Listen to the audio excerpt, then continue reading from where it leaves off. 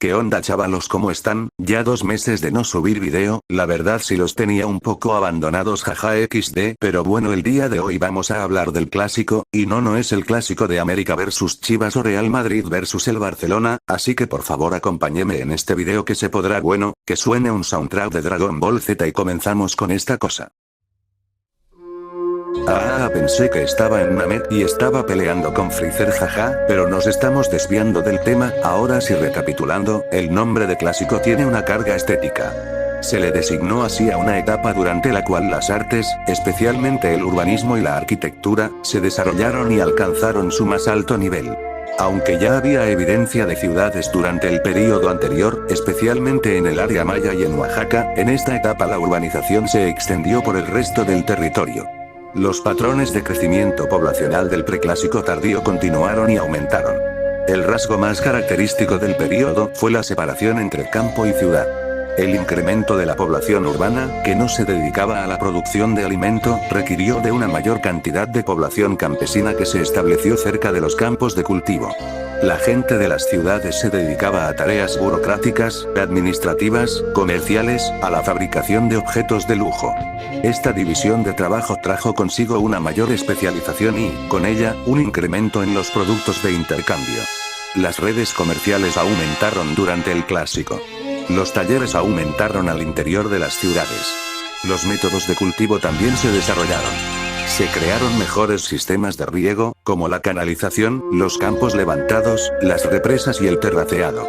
Durante el clásico hay una clara diferenciación cultural que dividió a Mesoamérica en dos grandes regiones, con el istmo de Tehuantepec como línea divisoria. Tal diferenciación se reflejó en los sistemas de escritura, numeración y calendáricos. Al oriente del istmo se desarrolló una escritura formal basada en sílabas y logogramas, además de un sistema numeral posicional. En el otro lado, tal sistema no llegó a cristalizarse. Claro ejemplo de lo anterior lo tenemos en Teotihuacán. Según algunos autores, 52 el sistema de gobierno teotihuacano no requirió de escritura silábico-logográfica ni de la representación de individuos como en el área maya. Ya abundaremos en ello más adelante. Sin embargo, tal afirmación implica la existencia de dos tipos de gobierno. El área maya se caracterizaría por un gobierno de linaje, en donde el rey es la cabeza del gobierno y el intermediario de los dioses. Su poder requiere de una serie de complejos elementos de legitimación como el arte y la escritura. En cambio, en Teotihuacán, como veremos, el gobierno sería por territorio. Otro elemento fundamental del clásico fue la cristalización de la religión. El grupo sacerdotal concentró poder e influencia entre la sociedad. El panteón mesoamericano fraguó y se multiplicó. Las prácticas religiosas y rituales fueron mayores y más elaboradas. Teotihuacán llegó a convertirse en la ciudad más importante e influyente de Mesoamérica. Su gran tamaño y su fuerza comercial le permitieron ser admirada por distintos pueblos. Tras la caída de Cuicuilco, recibió aún más población. En los primeros años de nuestra era, Teotihuacán adquirió su configuración urbana. Fue construida la Gran Calzada de los Muertos, orientada hacia el norte, que funcionó como eje rector de la ciudad. También se trazó una calzada este-oeste que, junto con la primera, rigió la organización ortogonal del sitio. Hacia el año 400 DC, Fase-Xolalpan alcanzó su mayor esplendor, con una población superior a los 125.000 habitantes y una extensión de 22 kilómetros cuadrados aproximadamente. En ese período obtuvo sus características más importantes. En su composición urbana, se crearon sistemas de drenaje y control de agua, y se construyeron varios conjuntos residenciales alrededor del centro urbano, constituidos por varios cuartos, patios, corredores, espejos de agua y pequeñas plazas con adoratorios. Es muy probable que dichos conjuntos estuvieran habitados por familias extensas, grupos de gente que se relacionaban por un antepasado común, una misma profesión y un dios patrono. Asimismo, aumentaron los talleres de producción de objetos de obsidiana, pedernal y cerámica. Ya hemos mencionado que Teotihuacán controló la explotación y elaboración de productos de obsidiana, así como los bancos de arcillas de la llamada cerámica anaranjado delgado ubicados en Puebla. Estos y otros productos le permitieron crear extensas redes de intercambio por todo Mesoamérica. Con el comercio, viajaron también ideas e imágenes, que fueron copiadas por otros centros con diversos objetivos. El intercambio hizo indispensable la existencia de un ejército formal que pudiera cuidar de las caravanas de comerciantes. En el conjunto habitacional de Atetelco aparecen representaciones de posibles órdenes militares, coyotes y águilas, probables antecedentes de los guerreros águila y jaguar de los mexicas. Teotihuacán ha sido interpretado por varios autores como una potencia conquistadora que sojuzgó sitios en toda Mesoamérica. Se ha hablado de la posible conquista de Tikal y otros sitios en el área maya por un emisario teotihuacano 54, sin importar si esta interpretación es correcta, no se puede negar la importancia de Teotihuacán en toda Mesoamérica. ¿Cuál fue la forma de gobierno de esta gran ciudad? Esta pregunta le ha quitado el sueño a varios arqueólogos e historiadores, y también ha generado un sinnúmero de interpretaciones, pero aquí mencionaremos solo una de las hipótesis, la cual ha adquirido, a lo largo del tiempo, mayor aceptación entre los especialistas. La división de la ciudad mediante ejes produjo la creación de 4 grandes sectores, cada uno de los cuales estaba conformado por varios conjuntos departamentales constituidos a su vez por personas emparentadas entre sí. Sabemos que la ciudad estuvo habitada por varios grupos étnicos. Hay evidencia de barrios de gente de Oaxaca, de la costa del Golfo y del área maya. Seguramente cada barrio tenía su propio dirigente. Este tipo de organización social, basado en el linaje, produjo que el gobierno central absorbiera a cada jefe y lo integrara en el sistema burocrático. El gobierno central pudo estar compuesto por una confederación de 4 jefes, representantes de cada uno de los sectores de la ciudad. Este sistema de gobierno eliminó el gobierno de sangre existente en cada barrio o conjunto departamental, y lo transformó en un gobierno territorial. Lo mismo sucedió con cada uno de los dioses patronos de los conjuntos, que fueron subordinados a una deidad mayor patrona de Teotihuacán, Tlaloc. En cuanto a la religión, esta quedó formalizada en el clásico. En las representaciones pictóricas se muestran procesiones de sacerdotes que donan bienes a la tierra. El panteón teotihuacano está cristalizado, es decir, los dioses y sus características propias están bien definidas para esta época. Encontramos las representaciones de dioses que tendrán una larga tradición en Mesoamérica hasta el posclásico. Huehueteotl, el dios viejo del fuego. Tlaloc, dios de la lluvia, el trueno y la guerra. Chalchiuhtlicue, diosa de las aguas. El llamado dios mofletudo o gordo. Artísticamente, Teotihuacán destaca por su pintura mural multicolor. La mayoría de los conjuntos habitacionales estaban decorados con murales de diversas temáticas. La escultura en piedra es muy variada, pero descolla el templo de la serpiente emplumada con sus magníficas representaciones esculpidas. A nivel arquitectónico, un mismo estilo se propagó por toda la ciudad, el tablero talud. Todos los cuerpos de los basamentos de los edificios fueron decorados con este estilo. Un paramento vertical remetido en un marco, el tablero, el cual se desplanta de un paramento inclinado, el talud. Se ha encontrado evidencia de este mismo estilo arquitectónico en toda Mesoamérica. En Tingambato, Michoacán. En Matacapan, Veracruz. En Ranas y Toluquilla, Querétaro. En Tikal y Caminaljuyu, Guatemala. En Zibanché, Quintana Roo. Sin embargo, la existencia de tal estilo arquitectónico no necesariamente implica un dominio político por parte de Teotihuacán. A pesar de que por muchos siglos sus grandes ciudades permanecieron ocultas debajo del follaje de la selva, hoy los mayas son considerados una de las civilizaciones más grandes del mundo gracias a sus notables avances en aritmética y astronomía, su calendario, su escritura y su arte. Pero además de ser grandes pensadores, también fueron grandes guerreros, comerciantes, dignatarios y administradores. Hablar de los mayas es referirnos a una serie de pueblos de distintas lenguas emparentadas a una lengua común conocida como maya.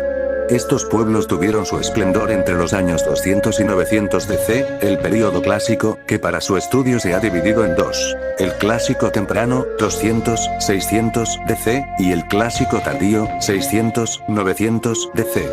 Geográficamente, los mayas establecieron sus grandes ciudades en un extenso territorio que abarca los actuales estados mexicanos de Tabasco, Chiapas, Campeche, Yucatán y Quintana Roo, así como los países centroamericanos de Guatemala, Honduras, Belice y parte de El Salvador.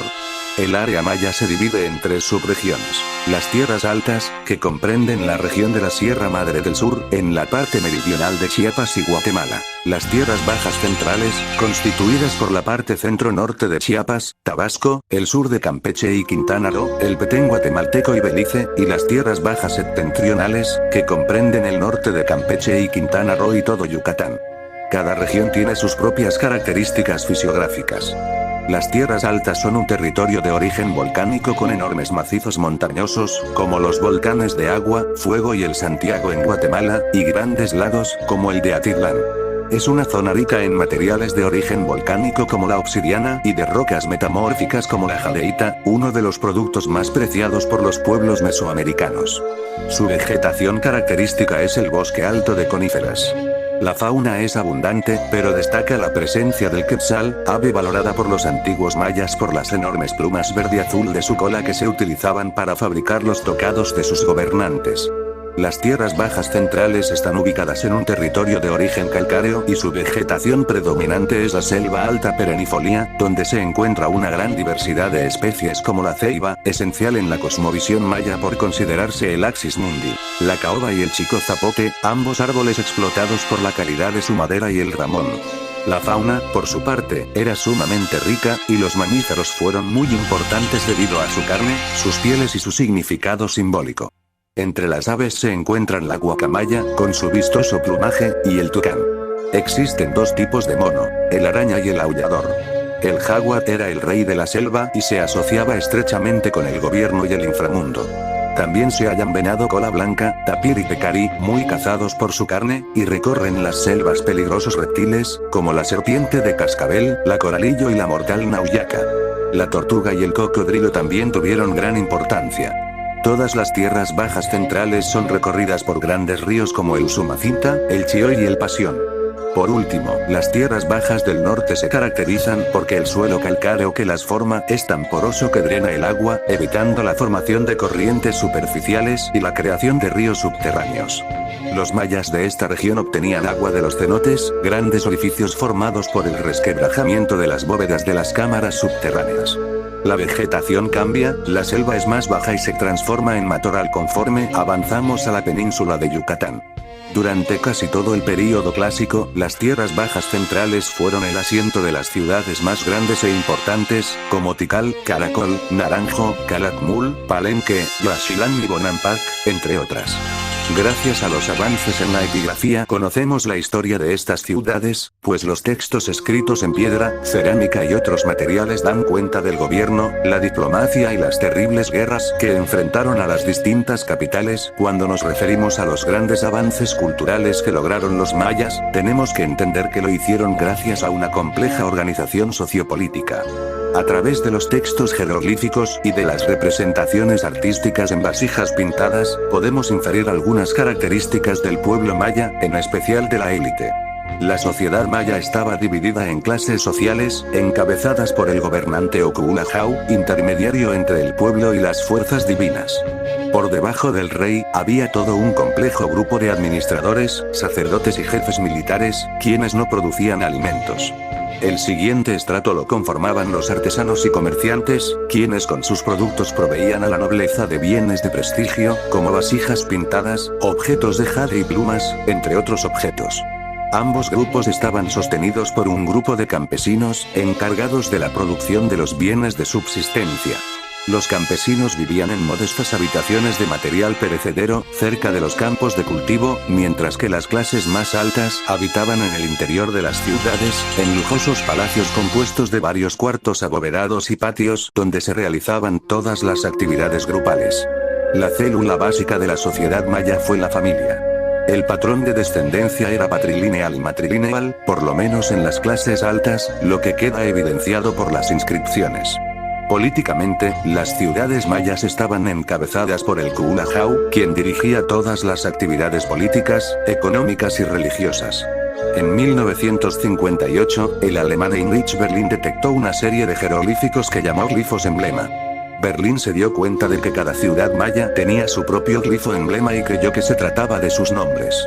Sin embargo, los especialistas actuales se debaten entre la posibilidad de que hagan referencia a nombres de linajes o al nombre de una entidad política mayor. A la fecha conocemos varios glifos emblema. Oaxaca fue uno de los centros donde se presentaron los desarrollos culturales más tempranos. Monte Albán fue la ciudad más representativa desde el período preclásico tardío hasta el clásico tardío. Ya hemos hablado de cómo se formó Monte Albán.